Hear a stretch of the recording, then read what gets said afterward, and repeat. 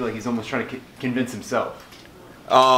Yeah, it's either he's trying to convince himself or he's just extremely, extremely delusional. But he's been around the fight game a long time, so I'm going to go with the latter and say that he's just trying to convince himself. Have you ever been in a fight that you've considered personal, like where you have real animosity towards somebody? Not in a UFC fight. How much do you want to test his wrestling and his grappling abilities? I don't know.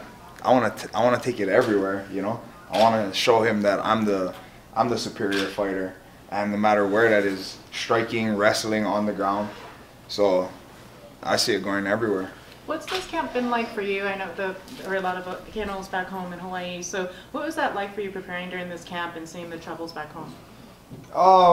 I feel like, you know, like that is one thing.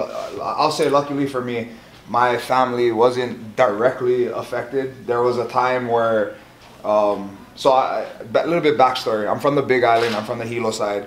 I actually grew up in Volcano, which is about 2 miles away from the Volcanoes National Park.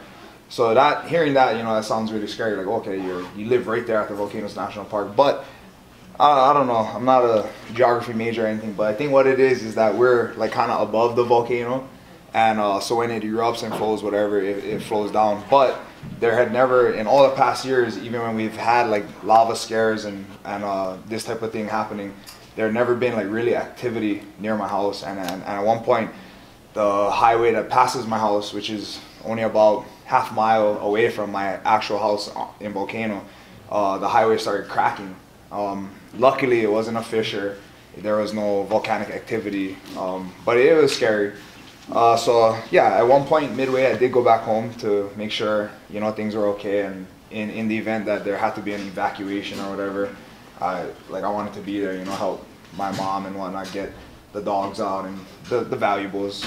But yeah, it really is sad what's happening right now. A lot of people losing their homes, their land, their property, a lot of their belongings, their life. And then not just that, even the people that are not affected by the actual lava itself, the air quality is terrible. We took my daughter back home and she actually got sick, ended up getting like very congested, and that turned into an ear infection. So, you know, I'm really feeling for the people on the Big Island right now. What's it like having the main event spotlight as part of International Fight Week?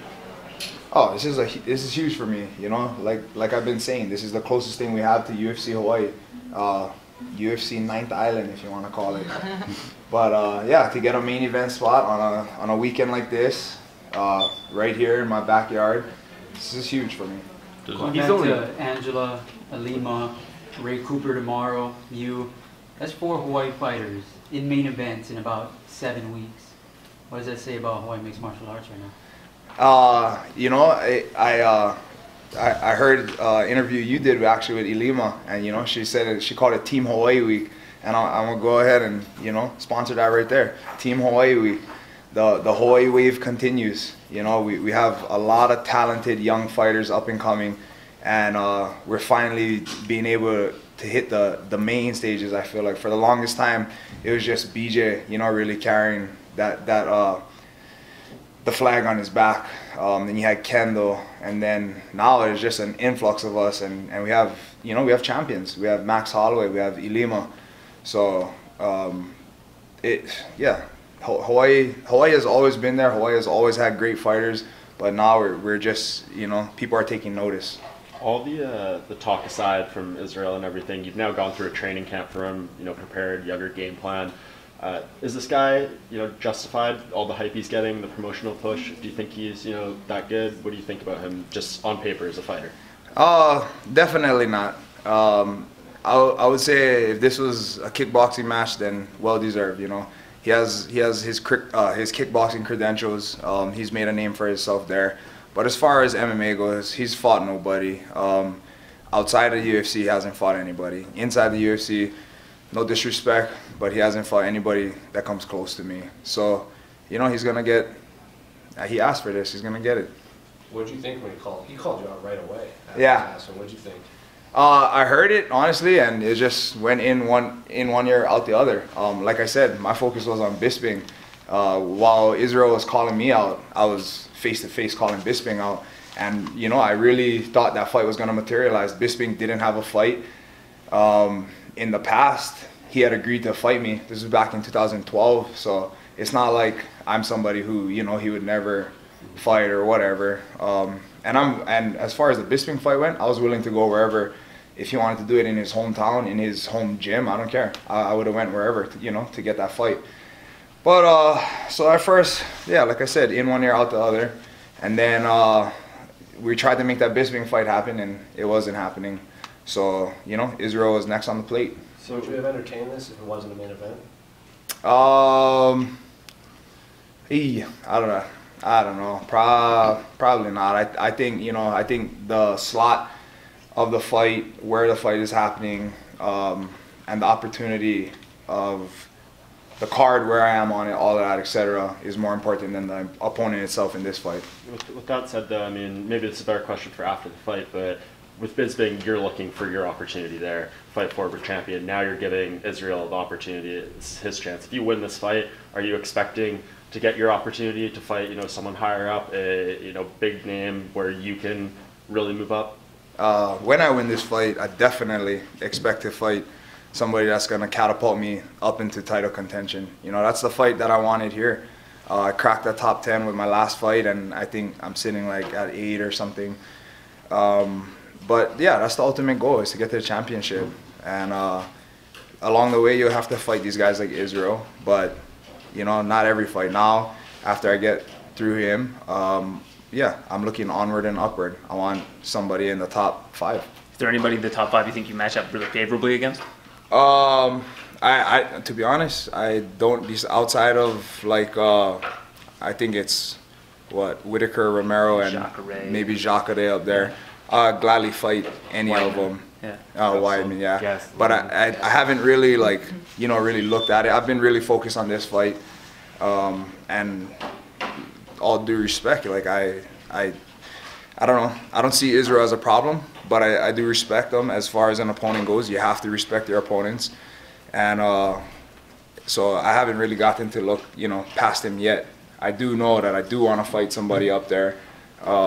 If I could get the Whitaker or Romero fight back, I mean, I know Whitaker's a champion, so it's probably not happening. But if I could get one of those fights back, I'd love the opportunity. I mean, he is 3 fights in and already had this kind of opportunity. Is there anything at all that he's done so far that you've been impressed by? Nothing. I'm impressed that he got this opportunity. That's about it. He sort of said that, like, when we asked him to break the fight down, he said, like, there's no way you were actually going to want to stand with him, so he could kind of predict the way it was going to go. How do you assess that?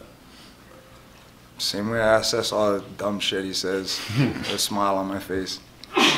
How much of an advantage is your UFC experience? You've been in the UFC for years, whereas he only made his debut in February and only has 2 fights in the UFC. As far as actual UFC and octagon experience goes, yeah, I'm definitely more experienced, but you kind of look past his kickboxing record. You know, he's been in there, I think he has, what, like 60, 70 fights. That in itself is experience. But that being said, those are all 3 rounds, you know, 3-minute fights. And even the championship fights are, what, 5-3s or something. So that's 15 minutes. That's a normal fight for me. And this is different. It's not kickboxing. This is MMA. You know, it goes everywhere. So yeah, I definitely think I'm at an advantage there. You had that stretch where I think you won like 8 decisions in a row or something, and then obviously got the big finish in the last fight. Was that just, you know, something that happened? Did you do something differently? Have you turned a corner in your fight finishing ability? How would you gauge that? Nah, because I feel like, you know, I mean, I fought a lot of those tough guys, and I feel like even in those fights where it's like somebody that, you know, may have been finished before that I should have, but it's not like my power became anymore. You know, I've always had that knockout power in both of my hands, knees, feet, you know, or legs. So yeah, it's just, I just feel like as far as everything goes in my fight life, I should say, and that goes with my personal life as well, it's just coming together. And you know, I got to show that against Jocko, and I got to finish there. So I'm not expecting anything less here in this fight. Israel said he was in favor of quarterback pride race with the stomps and the soccer kicks. He said that earlier today. What do you think of that? Oh, I've always been a huge fan of Pride. You know, I always loved Pride. That's part of the reason why I fell in love with this sport is Pride. Ultra aggressive. You know, I loved all of that. I've been on the receiving end of a soccer kick before.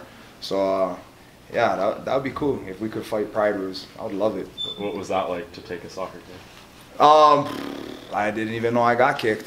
I didn't see it till it was in the Ultimate Fighter, and I didn't see it till maybe 12 weeks, 10 weeks, something like that. Some crazy amount of time later.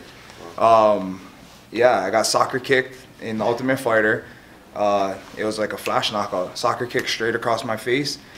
Hit the ground, got right back up. Didn't even know what happened. You know, had Seth Baczynski telling me sorry. I'm like, for what? Was this in a training session? No, it's just in a fight. Yeah, It's a long time ago, so I can't remember. It was in a tough fight. Yeah.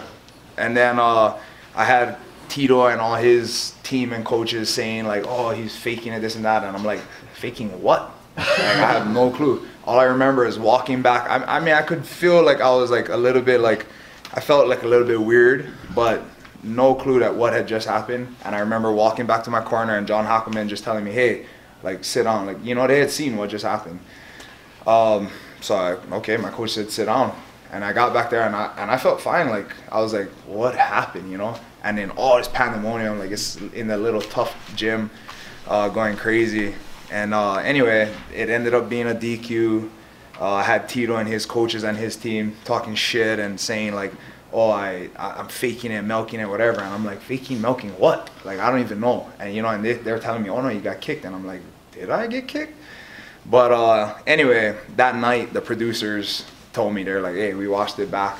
He's like, you got kicked square right across your chin, like right across your face. So, yeah, I can't really tell you what it was like because I don't really remember it. So that was a long time ago. Chuck and Tito are going to be fighting again later this year. I saw that. What do you think about that? I honestly, I couldn't believe it, but I guess, you know, a fighting spirit never really dies. I feel like you see it all the time.